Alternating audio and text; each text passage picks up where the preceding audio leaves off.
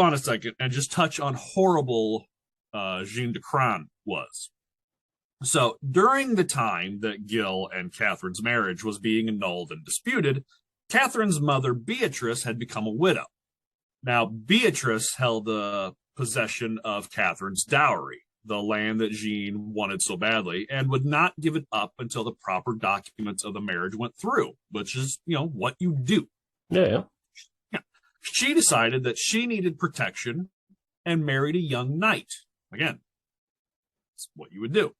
So this meant that there was a possibility of an heir, and that would complicate things as far as Catherine and Gil's inheritance went. If there's a male heir, he kind of jumps the line. Yeah, so basically he got them to marry off the daughter in order for them to inherit the family stuff. Yeah. And now, so your ones had to go off and find this young buck of a knight.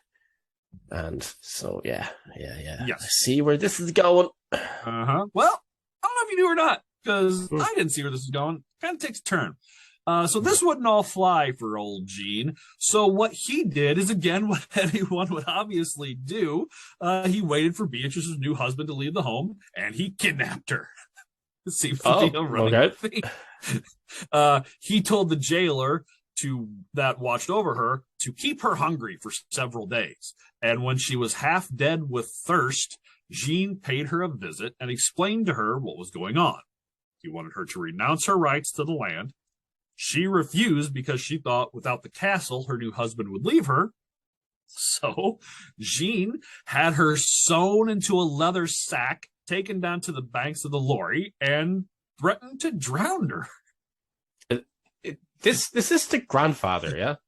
Yeah, this is the grandfather. Yeah. The river pirate. She was dipped in the water for a while. Again, for all the Loire is the river that kind of runs through the northern central part of France. She was dipped in for a while, long enough to leave her coughing for air when she came up. Her husband found out, and instead of marching over there and taking his wife back, he sent some messengers to talk to Jean. They were also thrown in prison with a thank you card. He's like, "Come on, man, just send it back." And he's like, he literally, he took the messengers, threw them in prison cells of their own, left them there. And then eventually he just said, "Fuck it," went and took possession of the castle himself. Anyway, they were super rich; they had their own army, so they could pretty much do whatever they want, and that's what he did. She's still lying there in the sack on the side of the river. He lets them all go. No, they didn't die, but Jean was fined, but he shrugged it off. And again, this was showing his grandson that they were just above the law. He was fined. Yeah. I'm sorry. So he kidnaps a woman, ties her up in a sack, drowns her basically, and like waterboards her like 1400 style, right? It basically false imprisons and kidnaps messengers, and then just says, fuck this, walks into somebody's house and just puts his feet up and goes, "That's mine now."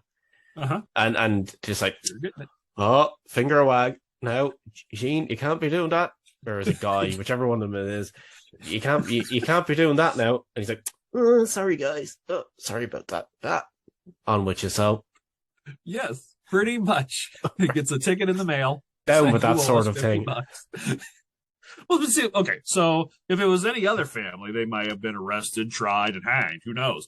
But the de Rais family, and it's again, the names are right. He was D means of, and Rais is an area of France, so he was Gilles of Rais. Yeah.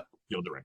And he was Jean de Craon. Craon is area of France, so he was Jean of Craon. They were extremely important. They're not going to be thrown in prison. They had more money than the fucking king. And there wasn't really even a king then. There was a dauphin, somebody who was supposed to be king, but because the English controlled half of France at the time, there wasn't a king yet. So he needed them. So they couldn't really, and the Duke of Brittany at the time, couldn't really do anything to him. So they just sent him a fine, and he's like, fuck it. But again, this was just showing Gil that I don't have to listen to fucking anybody. I can do whatever the fuck I want. So let's get back to Gil.